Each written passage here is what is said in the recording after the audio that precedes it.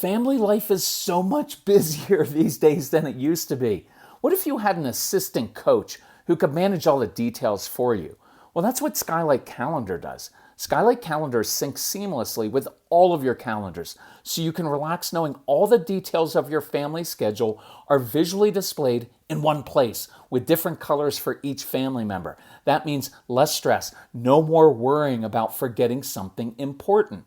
Import a month of your kid's sports schedule in a snap. Skylight's free mobile app updates instantly, keeping the whole family in the loop. Try it for 4 months. If you're not 100% thrilled, you can return it for a full refund, no questions asked. Families are better when they're working together. Right now, Skylight is offering our listeners $30 off their 15-inch calendars by going to myskylight.com/parenting.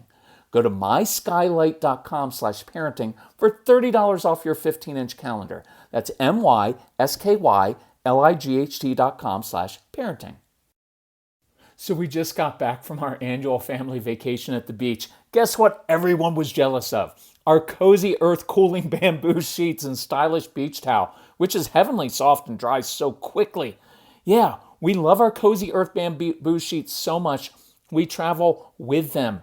Look, after a long summer day hiking or working outside, being in the sand, there is nothing more satisfying than slipping under the heavenly softness of our cozy earth bamboo sheets. They naturally wick away heat and moisture from your body, and that helps you sleep several degrees cooler. And lounging around in our cozy earth bamboo shorts, t-shirts, and PJs all summer, 10 out of 10 comfortable and cooling. Made from viscose from bamboo, breathable, soft, and built for summer. Head to CozyEarth.com. Use my code CALM for an exclusive 20% off. That's code CALM for an exclusive 20% off at CozyEarth.com. And please tell Cozy Earth the Calm Guy sent you. So here's a cool story of how two parents chose to inspire their child's curiosity this summer. The parents signed up to learn calculus and Spanish at IXL.com/Kirk to support their kids taking a class over the summer. I love this. You are learning right alongside your child. They can see you wrestling with ideas, being curious, and at times asking them for help. It's awesome modeling for your kids, and it makes it feel like learning is a family adventure, not just something you make them do. IXL is an award-winning learning platform with an easy-to-navigate layout that uses interactive practice and step-by-step video tutorials that make it perfect for relaxed summer learning. So what class are you going to take this summer? Make an impact on your child's learning. Get IXL now. Calm Parenting Podcast listeners get an exclusive 20% off an IXL membership when you sign up today at IXL.com/Kirk. Visit IXL.com/Kirk to get the most effective learning program at the best price. So I was going to start this by saying that potty training can be really challenging when you have a child with PDA. But the truth is that everything can be challenging when you have a child with PDA. The good news is that certain strategies can be applied across different situations. And the first one is always the same: control your own anxiety. And we've been talking about that for 25 years, on our regular Calm Parenting podcast. But it's especially important when you have a child with PDA because you have to control your anxiety about their eating, their pooping, brushing hair, hygiene, everything. They are hypersensitive to your pressure. By the way, it's a great trait because part of that hypersensitivity makes them very aware. It often helps these kids because they see patterns in things, are often very creative. We can use that to our advantage in many, many ways. But you just have to watch when you're a parent because even when you don't think you are pressuring your child with words, they can feel it in your attitude and your intentions, and it always backfires. So, in this episode of the PDA Parent Podcast, let's address a very specific potty training issue. And I won't cover every possibility, but I hope these little case studies give you insight that you can apply to all kinds of different situations. I'm more about imparting how do you think about this? How do you strategize different situations to come up with creative ways to handle this? And I hope you will see through this case study kind of how we go about that, and hopefully it will help you. For those of you who are new, our grown son and I both have most of the traits associated with PDA, so this is very personal to us. My name is Kirk Martin. For those of you who don't know, I'm from the Calm Parenting Podcast. By the way, if you don't follow us on Instagram or Facebook, we're at Calm Parenting Podcast or celebratecalm.com. Just look that up. But I'm very active, especially on Instagram, and try to do videos there. And it's a good place for me to interact with you kind of in real time. So let me break this down in parts. A mom going through the PDA parent program emailed about her son who is age 5. He's having trouble with potty training. And she said he's capable, but is now regressing a bit. And mom is understandably tired of having to clean and wipe all the time. And this is impacting his ability to attend camps and classes, to access things that other kids just access all the time with no real problem. And they're already a bit isolated, so she'd like to help him be more predictable in this way. So, when I'm coaching people through this program, it's a process of discovery. So, let's go through that process together here. And hopefully, you can answer the same questions in your own difficult situations. And by the way, I'm sorry you're going through all the difficult situations. It's really hard. So the first questions I asked were, hey, does your child have any extenuating medical or physical issues that contribute to making this more difficult for him? And is your son a picky eater? And the answer was yes and yes, not surprising. So here are the first three things we began to focus on. One, if you find anything your child will eat that's even moderately healthy. For those of you who don't know, on our Instagram page, I'm always outside. We're a very healthy family. But we also had an extremely picky son who had some gut issues and all kinds of things. So I'm all over eating healthy, but I'm also a realist with our kids. So I'm not trying to downplay it, but if you can find something moderately healthy or just not awful for them, and if the only thing they eat are things that aren't great for them, I wouldn't stress about it too much. Right? I don't wanna add things to your plate and be like, "Well, if you were just good parents, your kids would eat so well." Look, our son was a horrible eater when he was a kid. Now, he's incredibly healthy. He's actually a great cook. I'm actually recording this on Father's Day afternoon. We had this great hike this morning. He, bought me lunch. We sat outside. I got a Father's Day nap, and then he is cooking saltimbocca for us tonight, and also a special dessert I don't know about. So they change over time. So, and we did check out, he did have some gut issues when he was a little bit older. I think that helped. But even today, look, I like the consistency of eating the same meals very, very frequently, meaning every day. I wear the same hiking clothes. I do wash them, but I wear the same. I find something that's interesting. So don't be freaked. Don't feel guilty. If you find something that works with food, I just don't want you to create extra stress around food. Model healthy eating and living yourself. Number two, spend more time on self care. In previous episodes, and I'm going to encourage you to do that, listen to those because we talk about saying no to things, about setting proper boundaries, that you do not need to be a verbal or physical punching bag for your child with a PDA, that you don't always have to revolve your entire family life around this child. I want you to learn how to be able to do that and lead your child through discomfort instead of accommodating everything, because that's honestly unsustainable for you. It's not good for your child, and it's definitely not good for your entire family.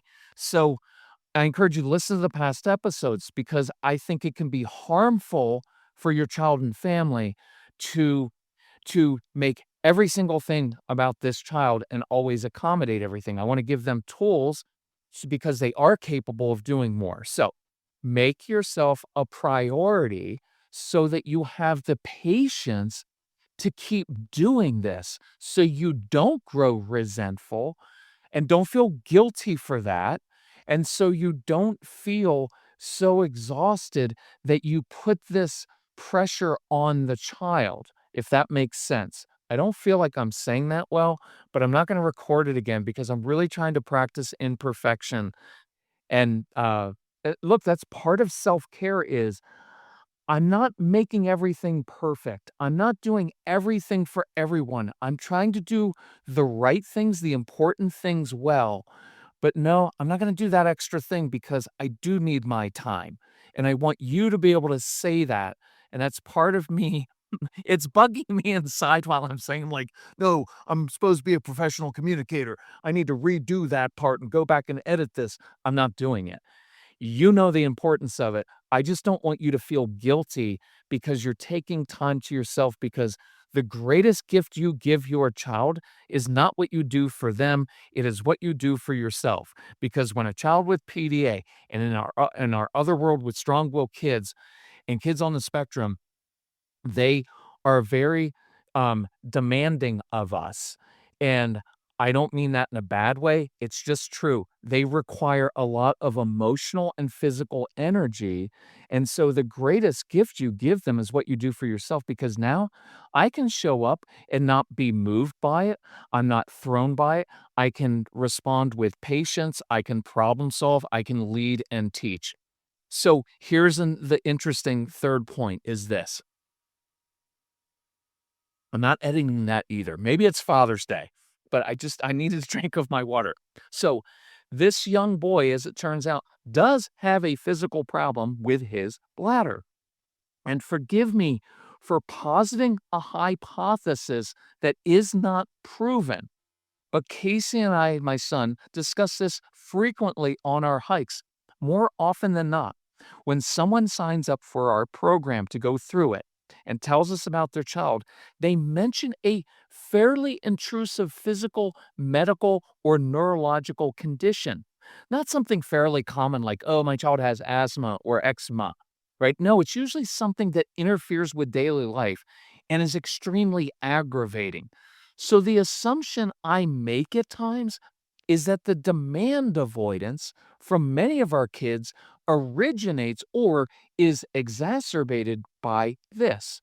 I have this severe medical or physical condition that makes everyday life harder, more complicated, or embarrassing in front of my friends. I have to do challenging physical therapy or take needles or jump through extra hoops to do things other kids just do naturally. Simple things like going to the bathroom are much harder for me. So playdates and sleepovers and participating in normal kids activities and sports is either impossible or complicated.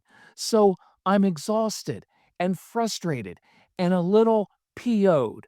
So, mom and dad, when you ask me to do something, even simple things, my natural response is, I don't effing want to do this. I added the effing. Hopefully your kids aren't yet. But I want you to, but I want that is visceral inside of me. No, I already have to do these other things every day. I've got tubes sticking out of my body, or I have to have a catheter, and I'm 5 or 7 or 12, or I've got to wear this brace, and it's hard to do. So when you ask us, like, no, I don't want to do it. I've already expended extra physical, emotional, mental energy just to do X and Y. So, no, I'm not doing any extra today. So, see, that makes a lot of sense to me. And I say that because I understand how exhausting this can be for your kids and how exhausting it can be for you. And I do want to remind you, these are kids.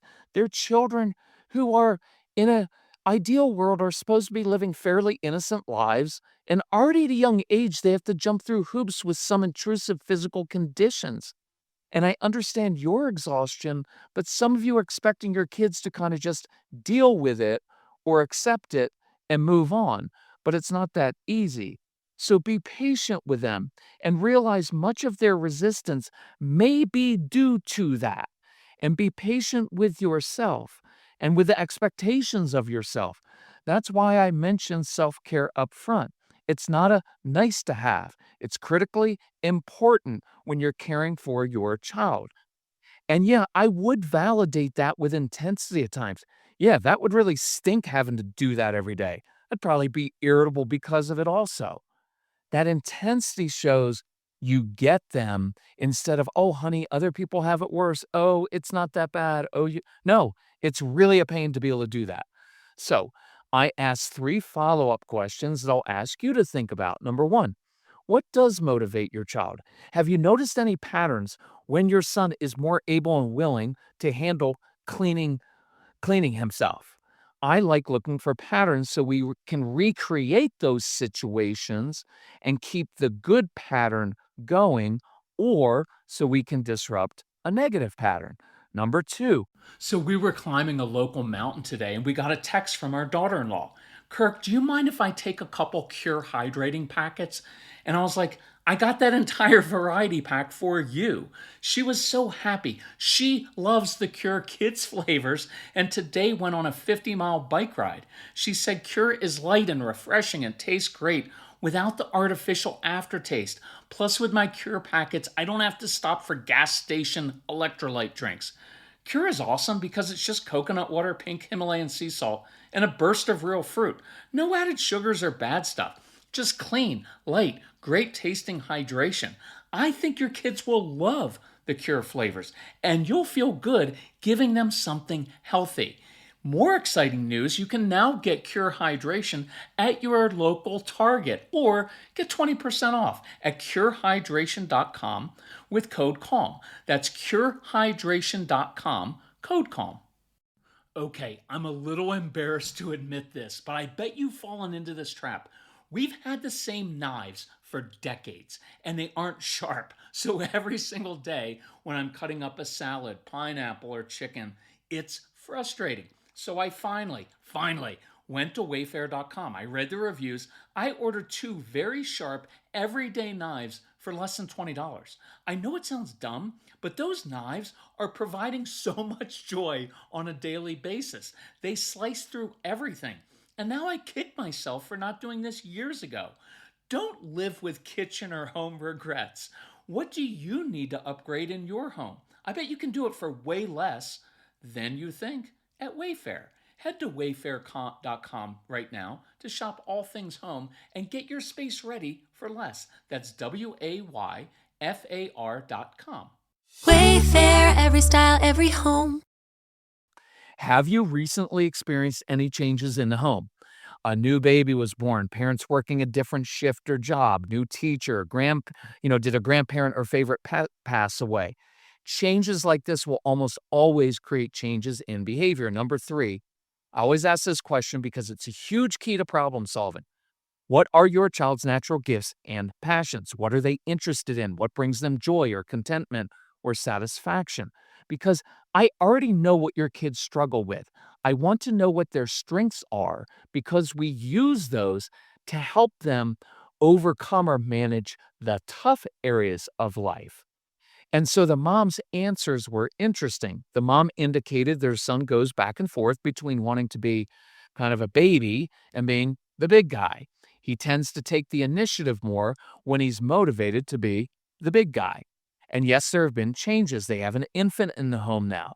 He is kind of fascinated with being in her home office while she works and wants to emulate her as the successful business person. He also loves to explore how things are built.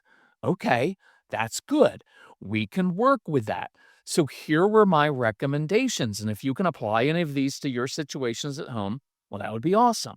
Number 1, I would encourage you to do the following with a huge caveat.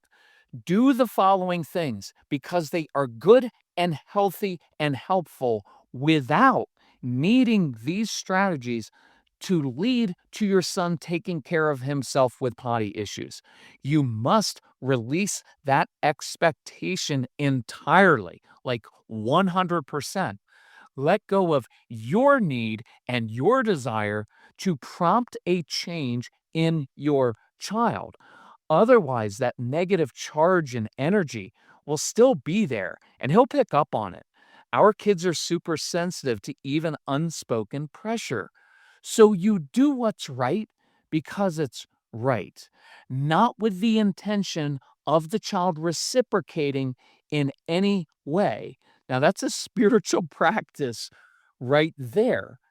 I remember when we first started, like, with the Calm Parenting podcast, dealing with our kids, and so much of it is about dealing with our own anxiety. I remember this dad emailed me and goes, I've been really controlling myself, and I've been doing all these right things, and yet my son isn't changing." And I was like, "But the purpose of you learning how to control your own emotions isn't to change your child. It's because that's the right thing to do. That's causing you to mature and grow up and be a different person, and eventually, downstream from that, things will change.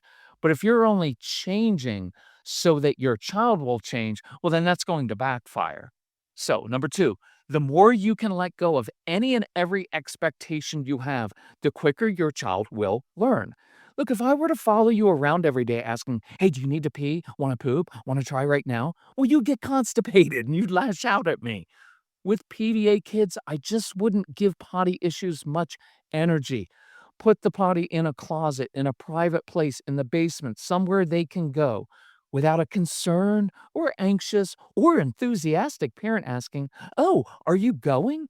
Just make them a little space with a potty, some books and blocks, with nice low lighting, with wipes, a convenient, kind of very wide round trash can that's big, right? In case they throw stuff in there you don't want them to miss. Even have some music or a noisemaker there so they can experiment with it without you hearing them. Keep it comfortable so they'll even just practice or just go and sit. Now, when your kids predictably do have accidents, don't grimace or say a word. Just stoically clean it up in a businesslike manner and move about your day. You have other more important things to do, even though this occupies your thoughts and conversations with everyone 24/7. And no, you're not a bad parent. You're not doing something wrong because your child struggles with potty issues. Don't listen to the judgmental haters who potty train their kids in 35 minutes and want to lecture you about what you're doing wrong. Sometimes it's just a time and maturity thing. When your son, in this case, does take care of himself, unless he's the exception and likes overt praise, keep it very low key. The tone is more like, "Oh, yeah, I knew you'd figure this out because you're always good at doing more grown up things." See, that plays into and reinforces his desire to be the big guy. Number three, well, this makes perfect sense that there's a new baby in the home. Naturally, your son sees the baby being catered to and wants some of that. Like, who wouldn't? That regression is normal. So let's reframe this for him, right? So it's not like, "Oh, the new baby gets all the attention and you don't anymore. You used to be the only one here." Let's reframe it from competition with the baby to this. So he gets positive attention and intensity from being so capable as the older child, while this baby gets attention even though he can't do anything on his own, right? And it sounds something like this. "Hey, you know what? You know what? This baby, they're not even capable of X, Y, and Z. Yet you can do all those things so well." And you could be specific, like you can put on your shoes, you know how to eat, you know how to feed yourself, you know how to do, right? But the baby can't even do those. So I'm so glad you're here to help this helpless baby out. Something like that. Then make up some important missions for him to help with, not necessarily related to the baby. You are giving your older child his own space and place to feel important without being in competition with the baby. And then give him positive affirmation when he's the capable, helpful one. I just want to remove the baby as competition in a sense. And do make sure, if you have like a new baby in the home, make sure when people, grandparents, friends come to the house, they first go to your older child and say, "Oh, that's really cool what you just built. Oh, I love how you are doing that." Give some intense engagement before heading to fawn over the new baby or the new puppy. Number four, obviously, we want to create more of a motivation to be the big guy. I like the idea of having of this little boy having his own home office. It could even be he dresses up on certain days and mirrors what you do. Heck, get him a little briefcase. Get him a little clip-on tie if you want. Get a little desk and put it in your office. I would work this in very subtly because you know he's sensitive to being manipulated or forced or pressure. But you could casually mention sometime during your workday, "Hey, that to stay on top of my game, got to hydrate, eat healthy, get fresh air, go to the bathroom, do thinking exercises, all those things. I wouldn't single out potty issues. I casually lay some groundwork that if you want to be a high performing business person like me, well, you just got to take care of business.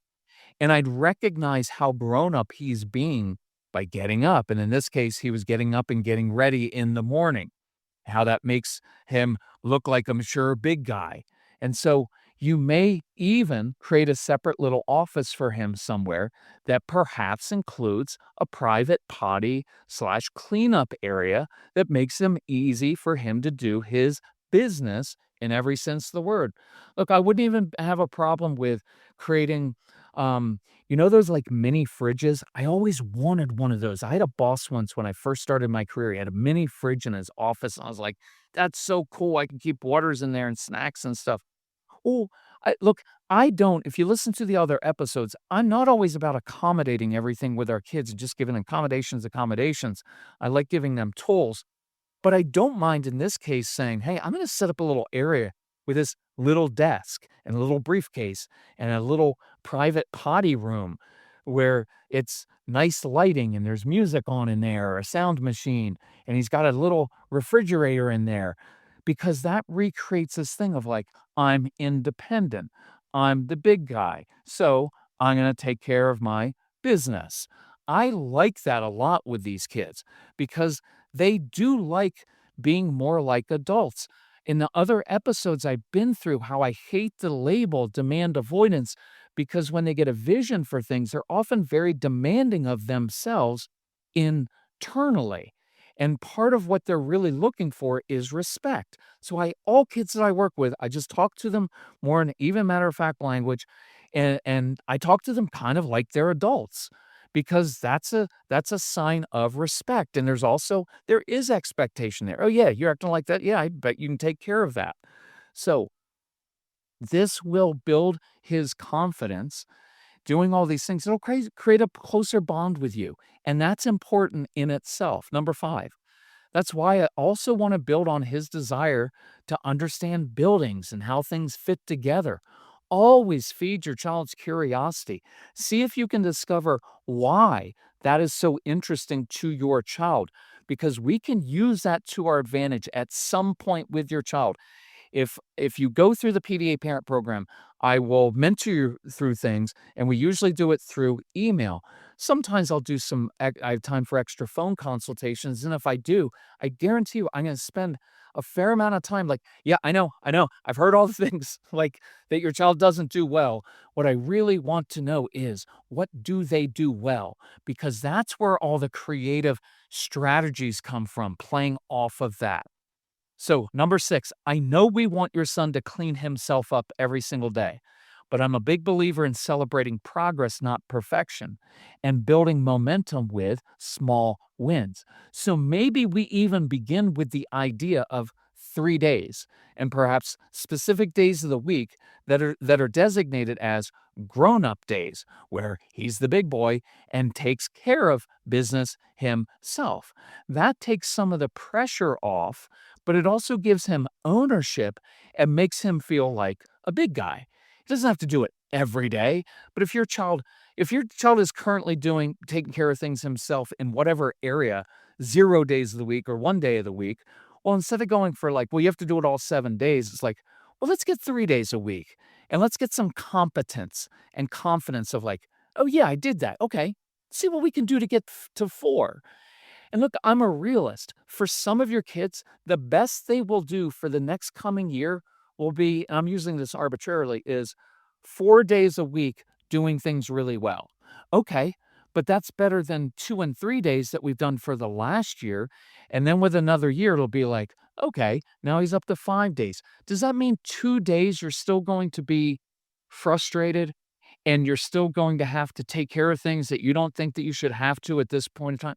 Yeah, but I'm getting progress in that area, and I like that a lot. So, the thing with PDA is you never know what's going to work when or how all the time, right?